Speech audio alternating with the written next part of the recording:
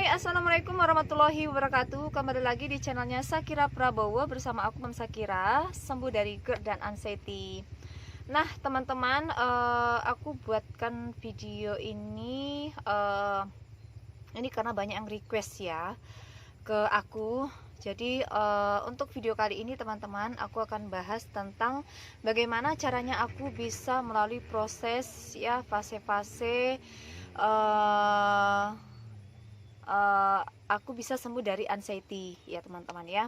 Nah jadi untuk teman-temanku semuanya yang mungkin sudah lama ya mengikuti vlog-vlogku sebelumnya mengenai caraku ya bisa sembuh dari GERD dan anxiety, mungkin karena sudah tahu. Atau mungkin barangkali ada di antara kalian tidak mengikuti ya semua step by step ya setiap vlog yang aku bagikan, bagaimana cara aku bisa melewati setiap fase-fase untuk sembuh dari anxiety dan GERD ya teman-teman ya. Nah jadi di video ini aku akan menjelaskan kembali ke kalian, ini khususnya untuk kalian yang pengen memang betul-betul pengen sembuh dari GERD dan anxiety ya teman-temannya. Jadi bukan hanya sekedar pengen di mulut ingin sembuh tapi niatnya nggak ada. Nah jadi aku berharap ke kalian semoga dengan video yang aku buat ini ya teman-temannya bisa betul-betul bermanfaat ya, bisa betul-betul membantu kalian untuk bisa sembuh dari GERD dan anxiety. Nah jadi untuk teman-temanku semuanya, aku ya ini untuk aku mau cerita ulang lagi ke kalian ya. Aku dulu terkena anxiety ini, panic attack ya, itu pada tahun 2015 akhir. Jadi akhir kalau nggak salah itu bulan 11 ya, bulan 11 tahun 2015. Nah tapi aku di situ belum tahu ya kalau aku itu terkena anxiety ya, gangguan kecemasan yang mengakibatkan aku panic attack ya, mengalami serangan panik yang beberapa kali aku alami ya teman-teman ya. Nah jadi berjalannya waktu aku belum tahu kalau aku terserang anxiety itu.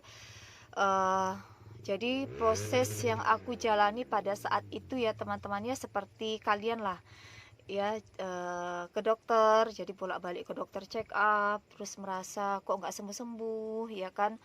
Terus sampai juga pernah ke orang pinter ya teman-teman ya, karena pikirannya sudah macam-macam kan, jangan-jangan mungkin ini dari orang, kiriman orang. Nah aku juga pernah ya ke orang pintar ya teman-teman ya. Nah berjalannya waktu ya, setelah aku melewati itu kalau nggak salah mungkin hampir setahun ya teman-teman ya. Jadi aku selalu pengennya tuh ke dokter, terus sakit apa, sensasi apa yang aku rasakan sikit-sikit maunya ke dokter. Terus perasaan gelisah yang selalu mendatangi diriku ya. Jadi gelisahnya itu betul-betul rasanya itu betul-betul nggak enak banget pokoknya ya teman-teman ya. Jadi kita mau apa takut, mau apa aja takut. Jadi betul-betul berubah ya 180 derajat dari aku dulu yang betul-betul istilahnya orangnya berani ya, mandiri ya, itu betul-betul menjadi tidak berani, tidak mandiri. Jadi kemana-mana itu serba takut dan dikuasai pikiran ketakutan akan kematian ya teman-teman ya. Jadi sensasi yang aku rasakan seperti mungkin sama ya halnya dengan yang kalian rasakan ya, itu sakit kepala. Jadi yang betul-betul terasa banget banget banget itu ya teman-teman ya, di diriku itu adalah sakit kepalanya itu betul-betul masya Allah ya. Sampai aku pernah kepikiran jangan-jangan penyakit ini pokoknya macam-macam lah ya. Jadi sampai-sampai kepalaku itu ya pokoknya rasanya itu kayak kepalanya kita itu ketimpa beban berat gitu loh teman-teman. Jadi kayak ada batu besar gitu ya rasanya di kepala itu ya. Dan kelingan juga itu paling yang juga betul-betul terasa. Jadi pada saat jalan itu teman-temannya aku sering berhenti karena apa? Karena kelingan yang menerpa diriku itu yaitu kayaknya terlalu goyang sekali teman-teman. Nah makanya pada saat aku mengalami GERD dan anxiety itulah aku lebih kebanyakan berbaring ya, karena nggak kuat. Nah, selain itu adalah yang kurasakan mual, ya sering mual, terus suka muntah juga, terus mulut pahit, lidah putih gitu ya, jadi banyak bercak putih di lidah, terus telinga berdenging, terus tenggorokan, sering radang tenggorokan, terus hidung ini kayak mapet, terus muka itu ya kayaknya keseluruhan muka itu kayak bukan hanya satu tempat ya teman-teman. Jadi yang kurasakan itu juga ya sering kesemutan, sampai ke fisik juga sering merasakan kayak kedutan ya. Nah, itu sensasi fisik yang aku rasakan. Begitupun dengan yang namanya jiwa. Nah, kan itu masalah kolbu hati ya. Jadi jiwaku ini juga kayak apa ya? Kayak agak labil gitu ya, sedikit-sedikit kayak pengen marah, bawaannya pengen emosi, jadi kayak nggak terkontrol gitu. Terus perasaan gelisahnya itu betul-betul masya Allah banget ya rasanya ya. Nah, itu yang paling aku rasakan ya teman-teman ya. Sampai akhirnya berjalan hampir 1 tahun ya, aku juga pas tahun 2016 aku hamil. Ya, itu juga masih sama merasakan hal yang sama, anxiety ya teman-teman. Nah, disitulah aku tahu bahwasanya aku ini terkena anxiety atau ya gangguan kecemasan. Makanya sering mengalami yang panic attack. Jadi aku mengalami panic attack itu juga bukan 1 kali ya teman-teman, tapi lebih dari 1 kali ya. Itu pun pada saat aku sedang melakukan aktivitas, tiba-tiba kayak muncul panic attack ya. Dan awal-awal itu pun aku memang belum bisa mengontrol yang namanya panic attack ya teman-teman ya.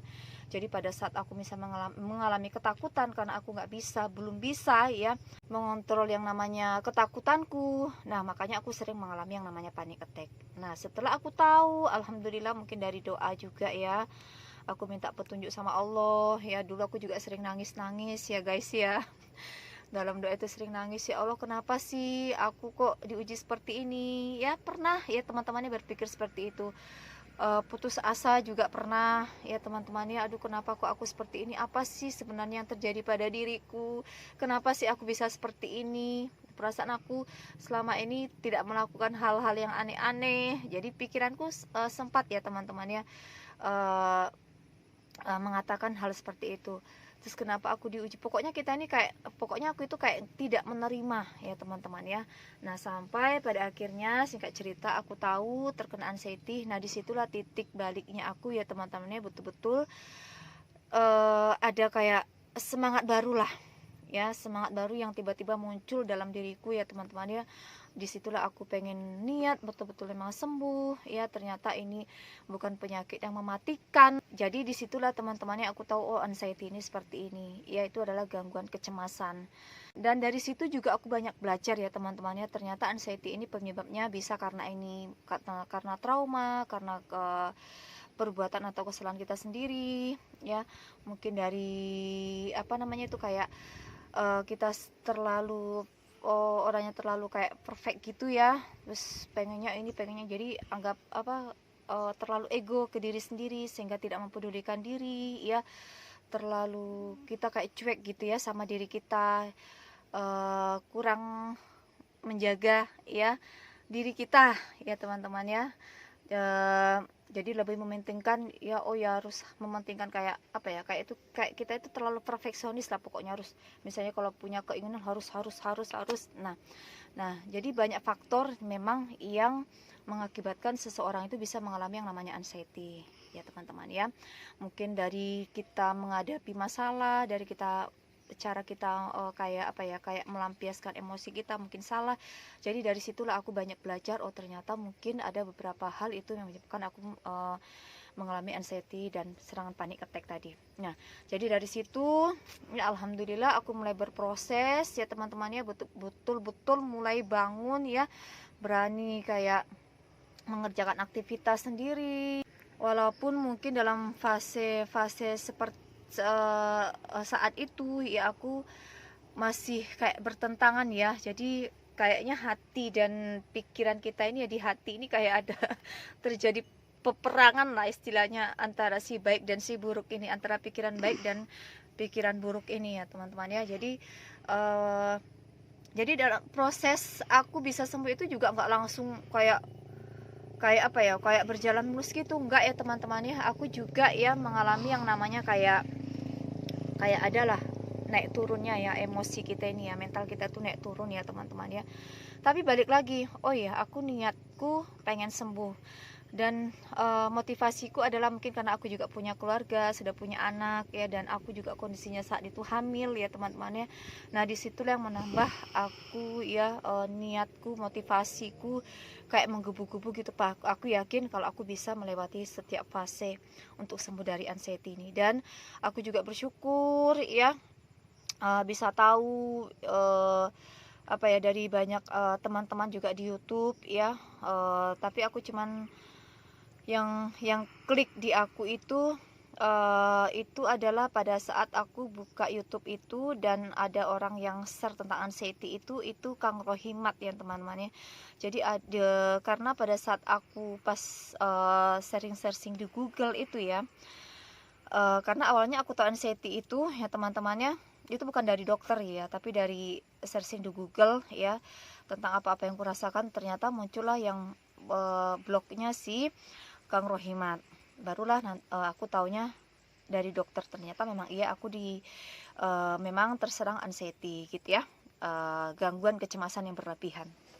Nah jadi aku bersyukur ya teman-temannya, terus ketemu orang yang ternyata pernah mengalami dan ternyata bisa melewati, terus bisa sembuh ya. Dan ada satu apa ya, pengalaman kayaknya klik di aku ya teman-temannya, sehingga menambah motivasiku lagi untuk bisa, oh iya aku ini, orang lain bisa sembuh, kenapa aku nggak bisa. Jadi disitulah memicu terus semangatku untuk bisa sembuh teman-teman. Jadi untuk teman-teman semuanya ya, itulah singkat cerita awal mula aku mengalami, dan kurang lebih kalau nggak salah itu 2 tahun ya teman-teman ya, aku mengalami ya anxiety ya, atau gangguan kecemasan berlebihan tadi.